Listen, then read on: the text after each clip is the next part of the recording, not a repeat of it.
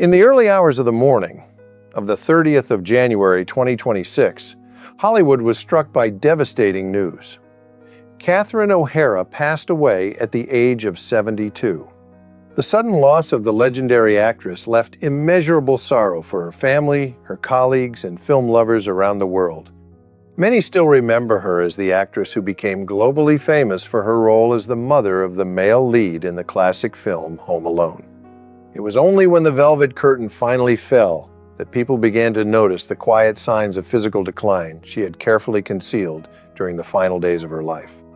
According to multiple sources, she had been living with a rare congenital heart condition.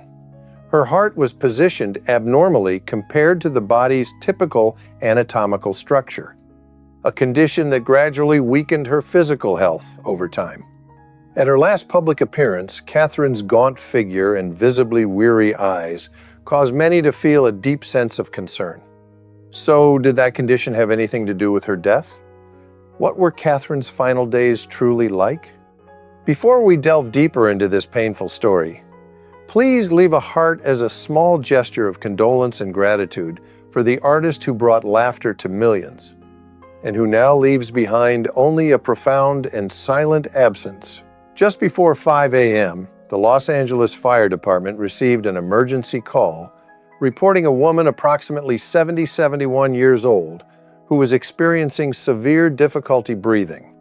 In that very moment, Catherine O'Hara ceased to be a name associated with comedy, red carpets, or roles etched into the memories of generations, and instead became a human being, fighting desperately for each breath inside the private home where she had chosen to live quietly for decades. An ambulance arrived swiftly on the still foggy streets of Brentwood. Familiar medical procedures were activated almost instinctively, and Catherine O'Hara was taken away from the secluded space she had always carefully protected not to step onto a stage, but to be transported to Cedars-Sinai Medical Center in a condition described as critical.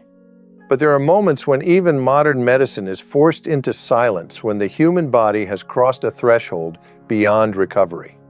Later that same afternoon, Catherine O'Hara passed away. The news spread at a pace that left all of Hollywood stunned because her departure came too quickly, too abruptly, and bore no resemblance to the drawn-out farewells the public had grown accustomed to, especially when there had been no prior warning signs at all. The official statement from Creative Artists Agency contained only a single sentence: Catherine O'Hara passed away after a short illness, a phrasing so cold and restrained that it raised more questions than it answered, as if her final days had been sealed behind a door the outside world would never be allowed to open.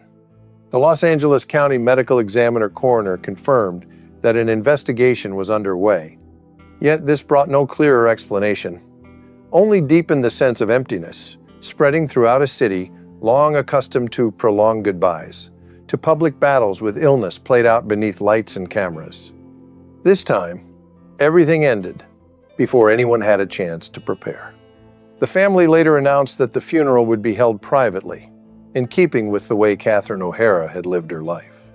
In her final moments, her husband, Bo Welch, remained constantly by her side. No stage, no spotlight, no audience, only a small circle of loved ones and a silence so profound that even Hollywood was forced to come to a halt. As the first days of mourning slowly passed, people began to look back not to search for blame, but to piece together the signs that had once been overlooked. Not because they were absent, but because no one wanted to believe that small, seemingly harmless changes could be warnings of something serious unfolding quietly beneath the surface. And the first place those searching eyes turned to was the final images Catherine O'Hara left behind in the public eye. Catherine's final public appearance took place in October 2025 at the Angel Awards held at the Proper Hotel in Santa Monica.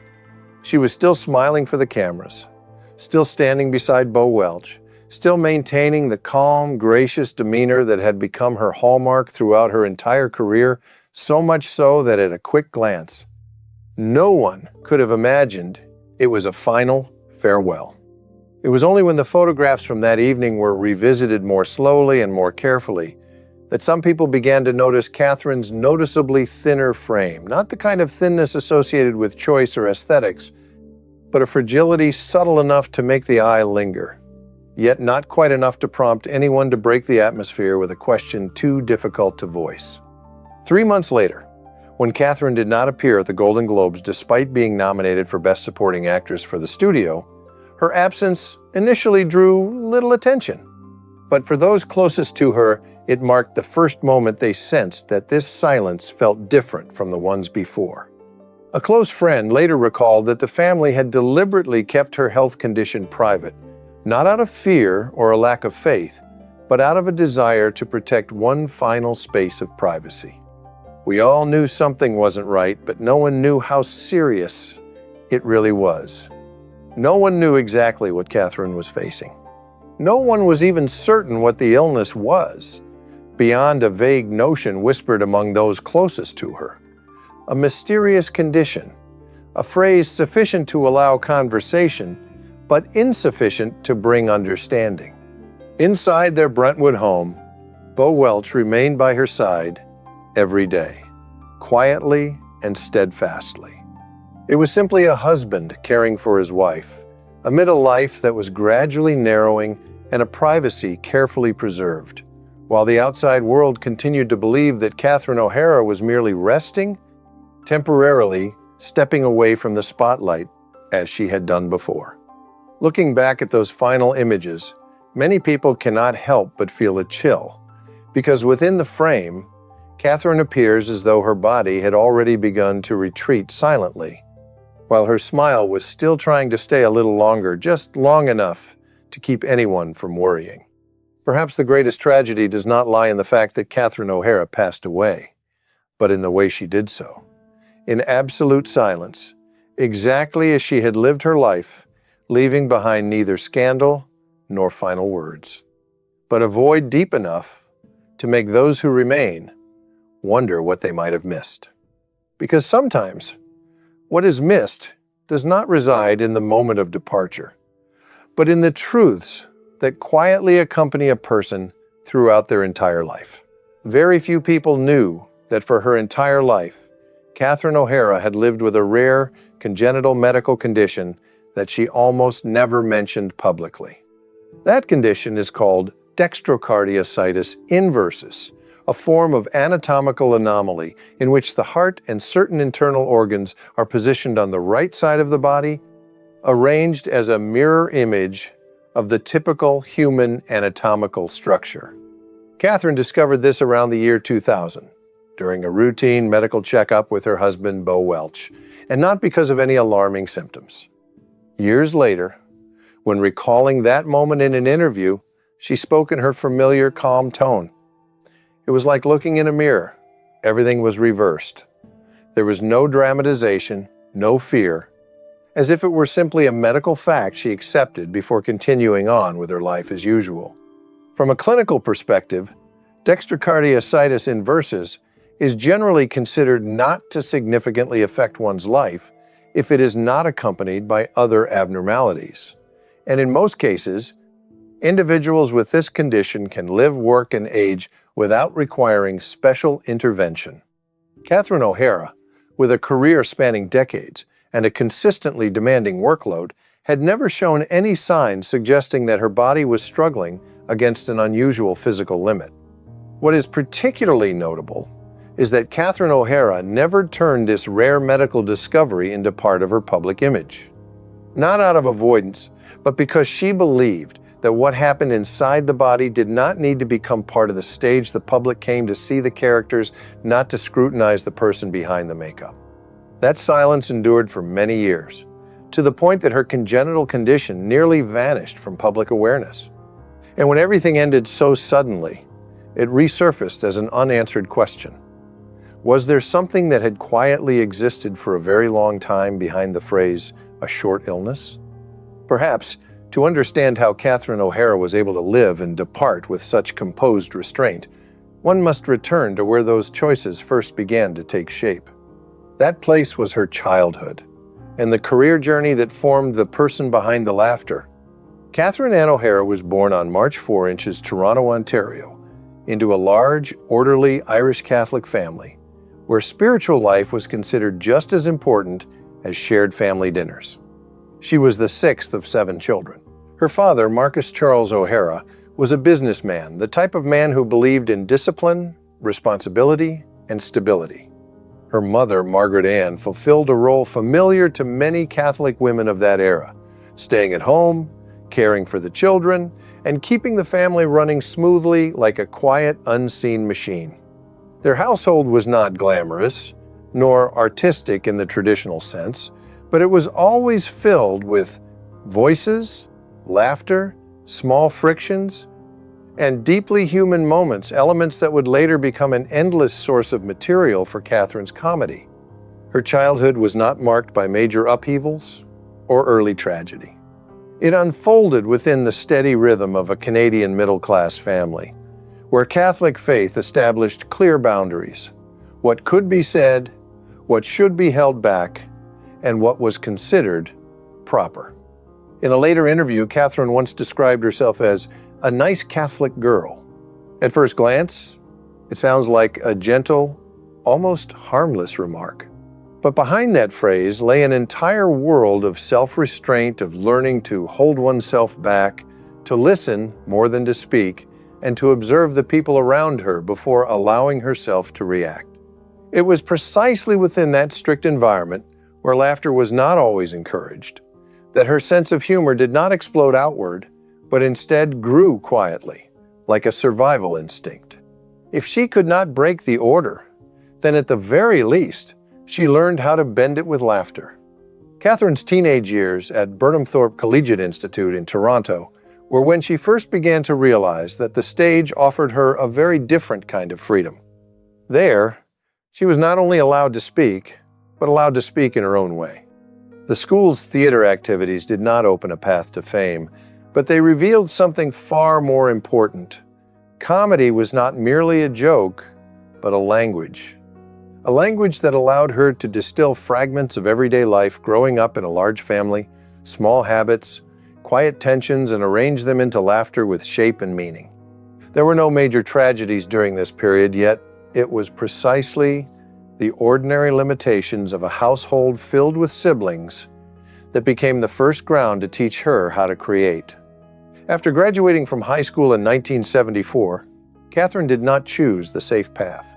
She joined the Second City in Toronto, a decision that would prove pivotal even if no one called it that at the time.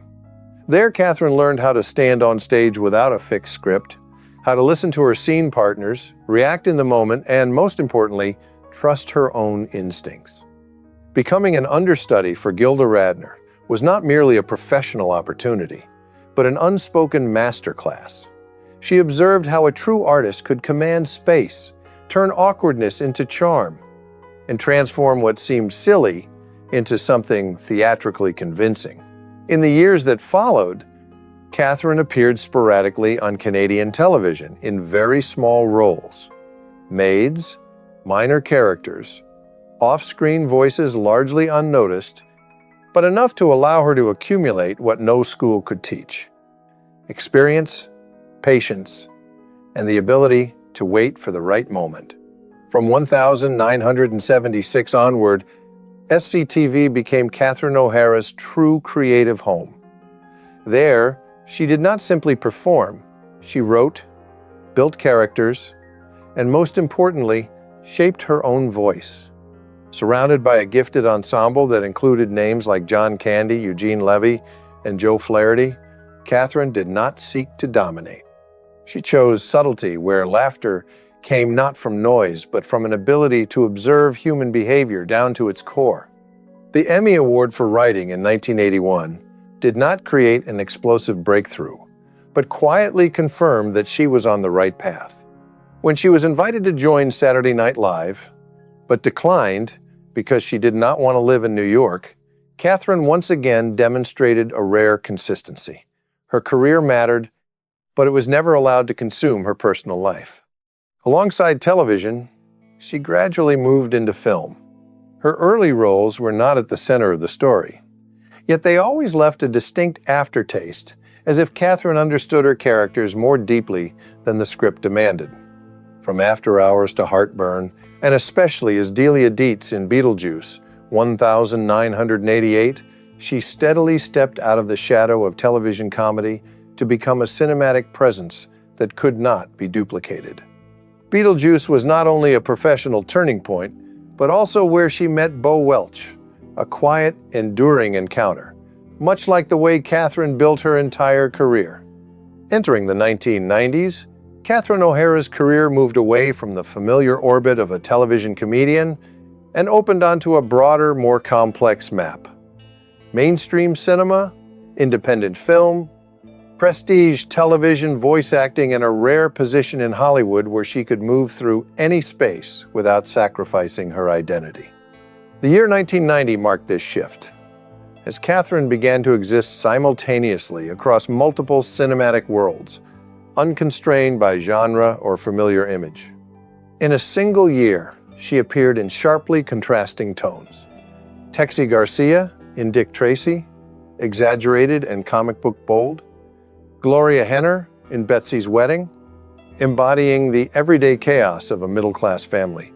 And most memorably, Kate McAllister in Home Alone, the mother who accidentally leaves her son behind. It was not a role designed to become iconic, yet it outlived the film itself. Catherine did not turn Kate into a perfect archetype. She allowed her to panic, feel guilt, flail helplessly, and remain deeply human. And it was precisely that imperfection that made audiences believe, carrying that memory through many Christmas seasons to come. At the same time, hosting Saturday Night Live was not about proving her ability, she had done that long before, but felt more like a circle closing. The woman who once declined SNL to protect her private life now returned as a respected guest. In parallel, she appeared in a series of television projects at a measured pace, sometimes directing, sometimes passing briefly through, but always leaving the sense that she was not there to fill a role, but to add another layer of nuance to the whole. Returning for Home Alone 2 Inches 1992 was not an attempt to repeat former glory, but more like a familiar greeting. Catherine understood exactly when to return and when to move on to the next chapter. In 1992, Catherine's personal life entered a rare state of stability amid Hollywood's turbulence. Her marriage to Bo Welch, whom she met on the set of Beetlejuice, was not the kind of love inflated by spotlights or red carpets. It was a relationship grounded in professional respect, where two creative individuals coexisted side by side without competing for public attention. When their 2 sons were born in the mid-1990s, Catherine did not turn motherhood into a declaration, but her career choices began to shift noticeably. Fewer projects, more selective ones, and always leaving room to return home. Hollywood is not accustomed to a female actor deliberately slowing down at her peak, but Catherine had never lived to satisfy a machine. Still, she did not disappear. Instead, she found another way to be present. Voice roles in The Nightmare Before Christmas and various animated projects allowed her to continue creating without appearing on screen, using her voice to tell stories, to play with unseen forms. At the same time, she continued to appear in films like The Paper, Wyatt Earp, and smaller projects not to showcase glamour, but to maintain a steady rhythm of work, as if she always understood that endurance was what allowed a career to last. By the late 1990s, a new chapter opened quietly, yet decisively: Christopher Guest's mockumentaries. There, Catherine was freed from fixed scripts, allowed to let characters speak incorrectly, fall silent at the wrong moments, behave awkwardly, and it was precisely within those missteps that laughter was born. Cookie Fleck in Best in Show was not merely a comic role, but a portrait of a deeply real type of person, naive, pitiable, funny, and strangely heartbreaking. The awards that followed did not create loud turning points, but resembled slow nods of recognition from the industry. They realized Catherine was doing something very difficult, turning human awkwardness into art. Entering the 2000s, Catherine maintained a rare sense of balance. She appeared in contemporary comedies like Orange County and Surviving Christmas, yet was never boxed into the familiar mother mold. Prestige television increasingly sought her out for guest roles with depth, such as in 6 Feet Under, where Catherine demonstrated that comedy and tragedy are not opposites, but often coexist within a single breath. Alongside this, she moved deeper into voice acting, becoming part of a new generation's childhood memories without needing to appear on posters or red carpets. Beneath the surface lay a deeply personal choice. Catherine deliberately slowed down. Her congenital health condition was never turned into a story of tragedy, but it was enough to remind her that energy is finite. Rather than chasing quantity, she chose quality projects that allowed her to be fully present, both on set and at home. This was a period when Catherine largely stood outside major awards races, yet never lost her standing. She simply stepped back from harsh spotlights at precisely the right moment. By the 2010s, when Catherine O'Hara had become a reliably familiar face, an unexpected new peak emerged late but resonant. Her role in Temple Grandin served as a clear reminder that she did not belong solely to comedy. Her performance was restrained, quiet, emotionally rich, and required no spectacle to leave an impression. The major nominations that followed were not a comeback, but an acknowledgement of a talent that had never disappeared, only waited for the right space to speak. That space truly crystallized with Schitt's Creek. Moira Rose was not an easy character to love, flamboyant, off-key, unpredictable, living in a linguistic universe of her own. Yet it was Catherine's fearless commitment, unafraid of looking ridiculous or excessive, that turned Moira into a cultural icon. What mattered was not only the major awards, Emmy, Golden Globe, SAG, Critics' Choice, but the way she reached a new generation of viewers, those who had not grown up with SCTV or Home Alone, yet still recognized in Moira a deeply human truth. People can be lost, strange, and still deserving of love. Catherine's involvement as a producer, across multiple seasons, showed that this was not merely a role, but a full creative partnership. In the years that followed, Catherine continued to move fluidly between film, television, and voice acting, as if fixed boundaries no longer existed.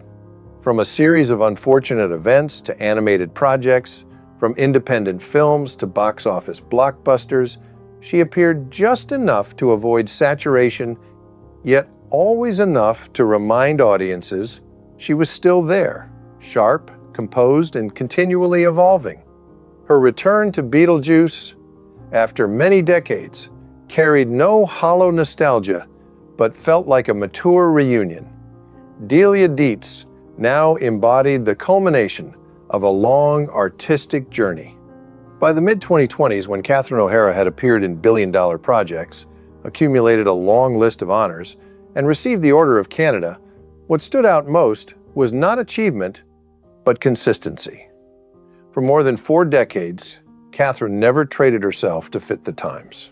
She chose to slow down when needed, to appear only when she had something to say, and to place family not as an obligatory pause, but as a vital center.